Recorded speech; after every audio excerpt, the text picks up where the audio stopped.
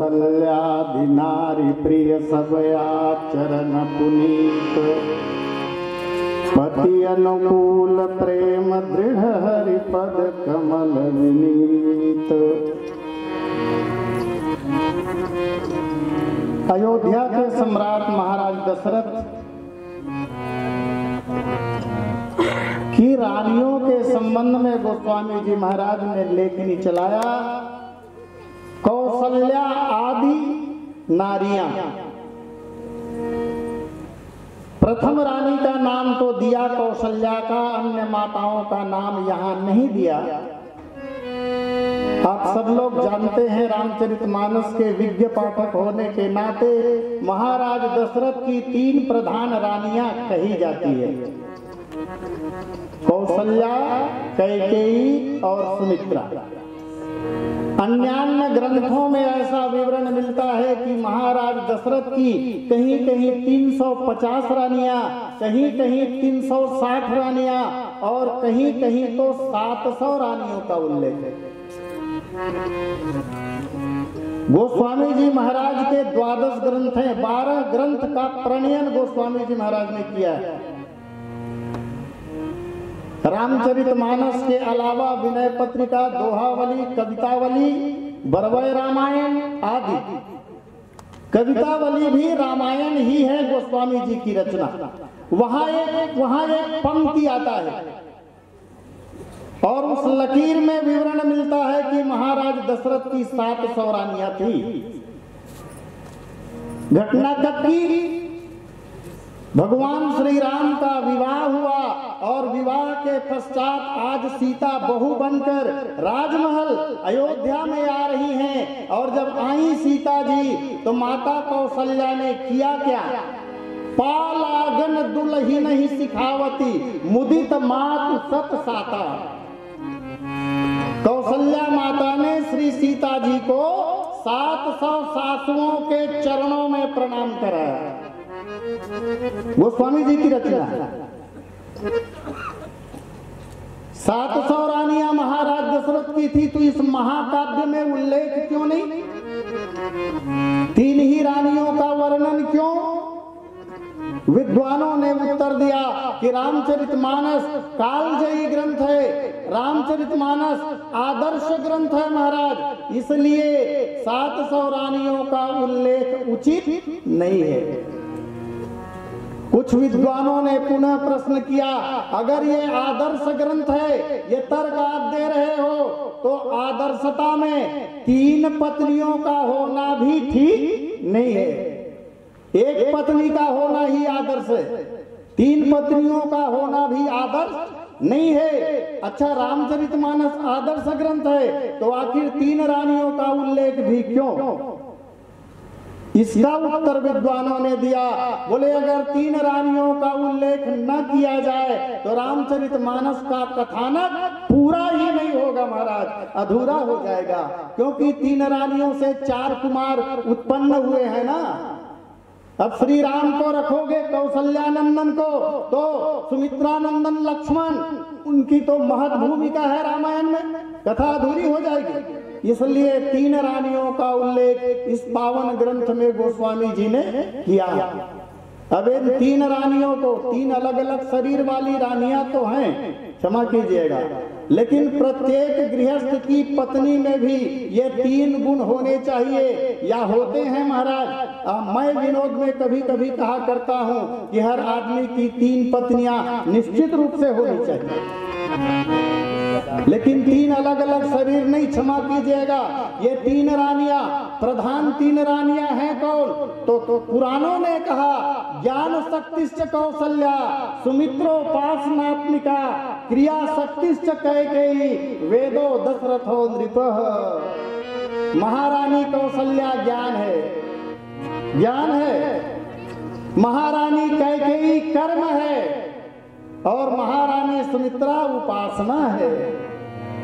और तीनों के बिना भगवान मिलने वाले नहीं है महाराज। भगवान को प्राप्त करने के केवल और केवल 3 ही मार्ग हैं। या तो भगवान ज्ञान से मिलेंगे, या भगवान कर्म से मिलेंगे, या भगवान उपासना अर्थात भक्ति से मिलेंगे।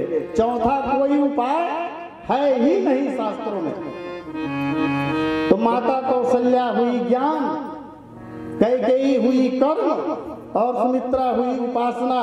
तनिक विचार कीजिए, आप पत्नी एक हो लेकिन उस धर्म पत्नी में तीनों गुण होने चाहिए कि नहीं? चलिए ज्ञान है, पत्नी बहुत पढ़ी लिखी है, लेकिन कर्म उसके जीवन में नहीं है। आड़ी काड़ी नहीं करे, पढ़े अब पढ़े, आड़ी काड़ी नहीं करे, कैसे कर डर जीवन सफल हो जाए। अच्छा चलिए कर्म है उसके जीवन में, अब्बड़ कमैली ने उधर उठ के देर रात तक खाली काम काम काम, लेकिन ज्ञान नहीं है, अक्ल नहीं है। हल्दी तेल न छोड़ के माटी तेल में बघार देते, ऐसे कर ज्ञान भी जरूरी है, कर्म भी जरूरी है। ज्ञान और कर्म तो है महाराज, लेकिन जीवन में भक्ति नहीं है, उपासना नहीं है, तो भी जीवन सार्थक नहीं होगा। बिना भक्ति के ज्ञान जो है वो निरस होता है, थोथा होता है, किसी काम का होता नहीं है। और ज्ञान में तो एक बड़ा विकार है, क्या? जहां किसी व्यक्ति को ज्ञान हुआ, मैं प्रणाम करता हूं हम लोगों को, ज्ञान होने के बाद भी जो निरभिमानी है, अन्यथा 150 चौपाइयां मानस की क्या याद हुई, गीता जी के 10-20 श्लोक क्या याद हुए, फिर वो ब्रह्म ज्ञानी बन बैठते हैं। माने ज्ञान में अभिमान अवश्य होता है, इसलिए ज्ञान को दोधारी तलवार कहा गया।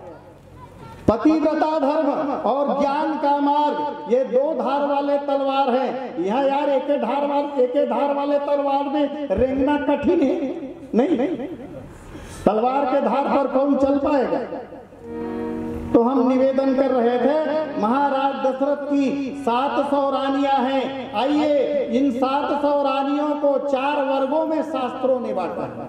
ये महत्वपूर्ण है जो बात अभी मैं कह रहा हूं, ध्यान दीजिएगा। रानियां 4 प्रकार की होती है। पहला, किसी राजा की प्रथम विवाहिता पत्नी, किसी राजा की प्रथम विवाहिता, ये रानी पट्टमहिषी कहलाती है। पट्टमहिषी, राजमहिषी, महारानी, राजरानी, प्रथम विवाहिता। किसी कारण से राजा को अगर दूसरी पत्नी की आवश्यकता पड़ जाए, तब कन्या के पिता से, ध्यान दीजिएगा, कन्या के पिता से विधिवत कन्या का हाथ मांगे और प्रथम विवाहिता की सहमति ले, अपने परिवार की सहमति लेकर अगर दूसरा ब्याह करे जरूरत के अनुसार। इसमें वासना शामिल नहीं है, ये जरूरत नहीं है। प्रथम विवाह हुआ, संतान नहीं हुए, कुल को आगे बढ़ाने के लिए दूसरे विवाह की जरूरत पड़ी, तो सबके परामर्श से विधि अनुसार, नियमानुसार दूसरा विवाह अगर कोई राजा करता है तो ऐसी रानी को परिव्राता रानी कहते हैं। पहला राजमहिषी, दूसरा परिव्राता। तीसरे प्रकार की एक और रानी होती है, बिना पानी ग्रहण संस्कार कराए किसी कन्या को पत्नी के रूप में स्वीकार कर लेना, ये बाबाता रानी कहलाती है, बाबाता। और अंतिम चौथे प्रकार की एक रानी शास्त्रों ने और गिनाया है महाराज। कोई राजा राजमहल में काम करने वाली किसी दासी को, सेविका को पत्नी बनाकर रख ले या उसमें गर्भाधान कर दे, तो ऐसी रानी को शास्त्रों ने पाला कली रानी कहा है।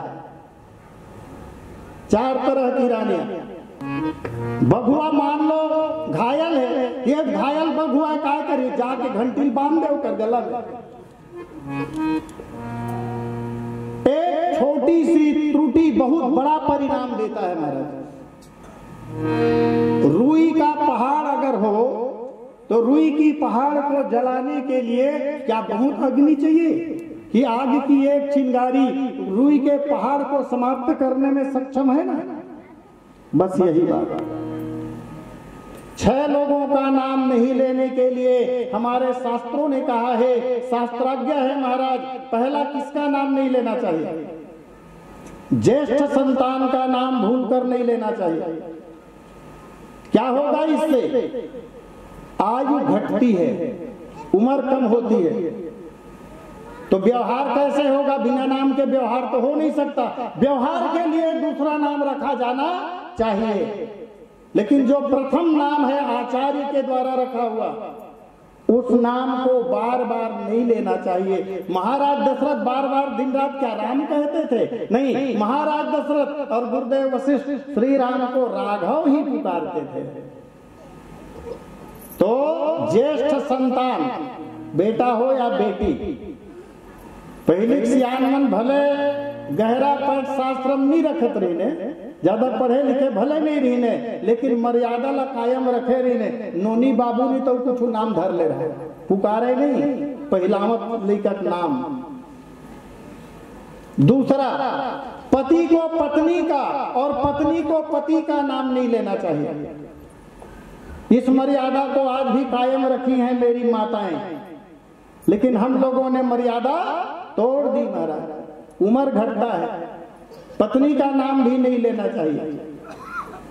तीसरा, कंजूस का नाम नहीं लेना चाहिए, क्योंकि जिसका बार बार नाम लोगे उसका चिंतन होगा, और जिसका चिंतन होगा वो क्या करेगा?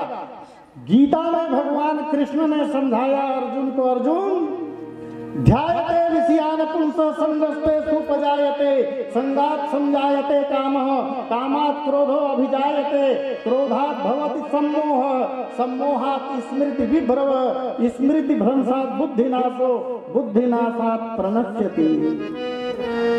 जिसका आप बार बार चिंतन करेंगे उसे पाने की इच्छा होगी, कदाचित वो मिल जाए तो उसे भोगने की इच्छा होगी, अगर भोग लिए तो बार बार भोगने की इच्छा होगी, और अगर भोग न पाए, कोई बाधा आ गई बीच में, तो क्रोध आएगा। क्रोध आएगा, मति में विभ्रम होगा, और जिसकी बुद्धि ही बिगड़ गई तो सर्वनाश तो हो ही गया क्या। इसलिए कंजूस का नाम नहीं लेना चाहिए। तीसरा हो गया।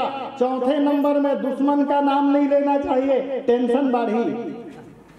दुश्मन का नाम नहीं लेना चाहिए। 5वें नंबर में अपना स्वयं का नाम नहीं लेना चाहिए।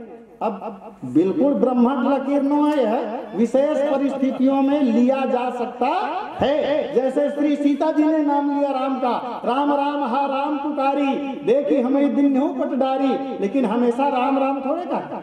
करुणा निधान, भगवान का नाम करुणा निधान श्री सीता जी ने रखा था, इसकी पृथकता है। 5 हो गए ना।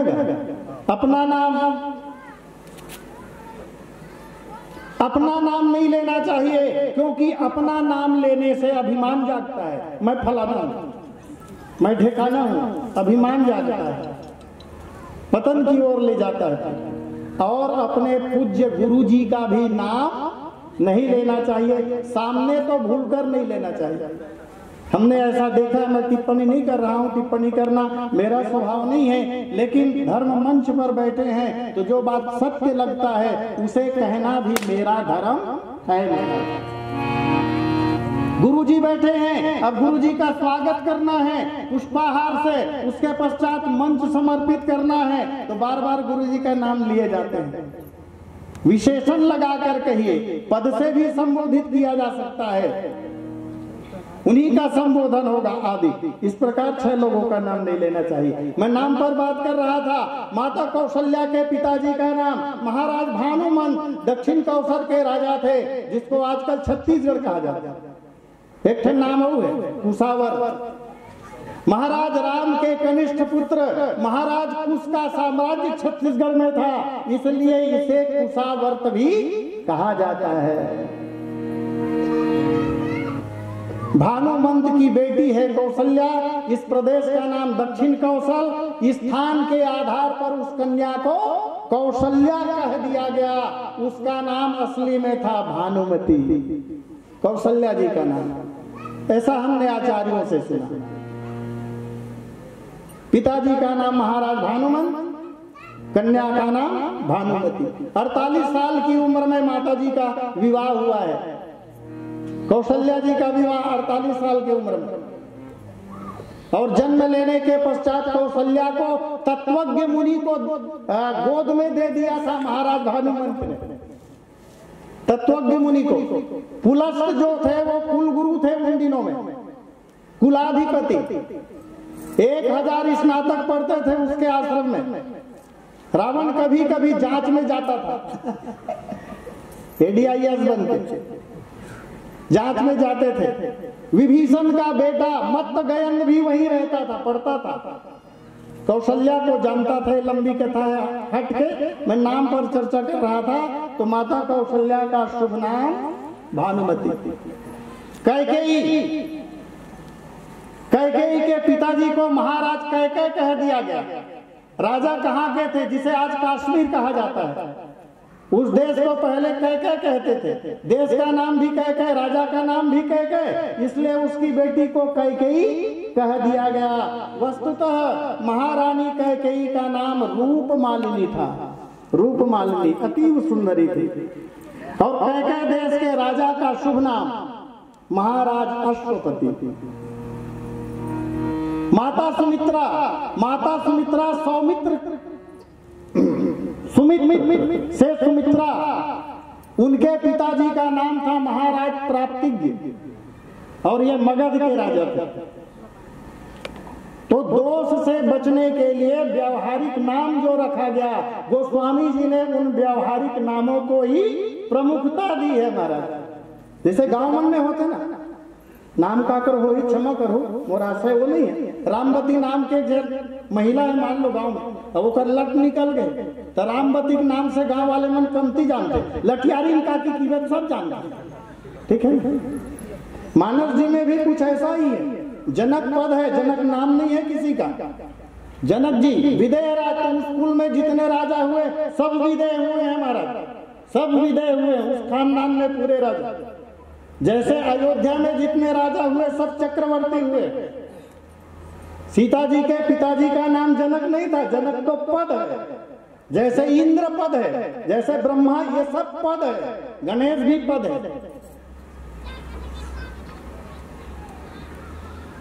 नाम कुछ और होता है। सीरध्वज नाम था जनक जी का, शुभ नाम सीरध्वज। 2 भाई होते थे, 3 माताएं थी, 10 भाई होते थे मूल रूप से। 3 माताओं से 10 भाई। अपनी माता के 2 भाई ये लोग, सीरध्वज और कुशध्वज, और एक भी माता के 4 पुत्र, और दूसरी भी माता के भी 4 पुत्र। तो 4 और 4 8 और 2 10। सीरध्वज जनक की 2 बेटियां, सीता और उर्मिला, और कुशध्वज की 2 बेटियां, मांडवी और श्रुति कीर्ति। ऐसा नाम कुछ और है, व्यवहारिक नाम अलग। शूर्पणखा कौन सा नाम है? वज्रमणि नाम था उसका, वज्रमणि। वो तो नक्श उपासन बाढ़ के रिश्ते करते थे, शूर्पणखा की लटियारी बराबर होता है।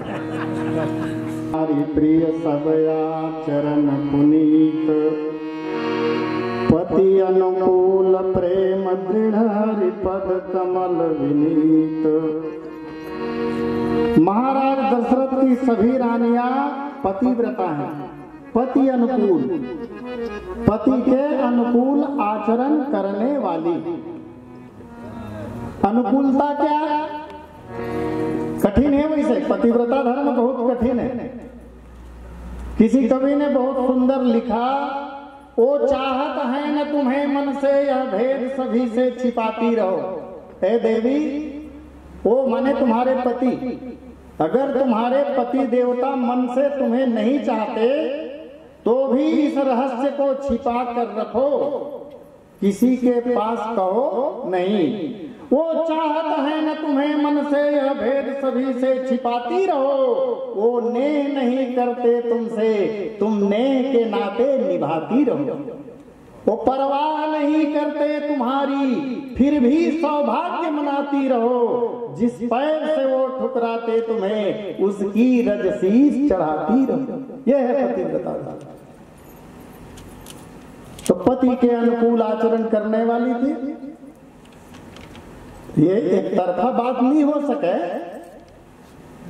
पत्नी को पतिव्रता होनी चाहिए, तो पति महोदय को भी पत्नी व्रत होना चाहिए। नारी हो जिसकी पतिव्रता, नर भी पत्नी व्रत वाला हो। ब्रह्मा ने यह निर्मल जोड़ा अपने हाथों से ढाला हुआ। पति को भी पत्नी व्रत होना चाहिए। अब ये खानदानी गुण है, महाराज दशरथ को जो मिला है, संस्कार में मिला है। कैसा संस्कार? महाराज दशरथ की माता जी का नाम था महारानी इंदुमती, पिताजी का नाम था महाराजा अज। एक दिन की घटना है, महारानी इंदुमती अयोध्या के राजमहल के मणिमय आंगन में बैठी हुई थी और उसी दिन देवर्षि नारद अपनी महती नामक वीणा को पुष्पमाला से सजाकर हरि गुणगान करते हुए आकाश मार्ग से जा रहे थे। मालम सजा रहा है अपन बीनल, तो बने धागा नहीं लगा रही थी जी। पता नहीं धागा कमजोर रही इसका। तो पुष्पहार का धागा टूटा और धागा के टूटने से एक फूल गिरा नीचे। कहां?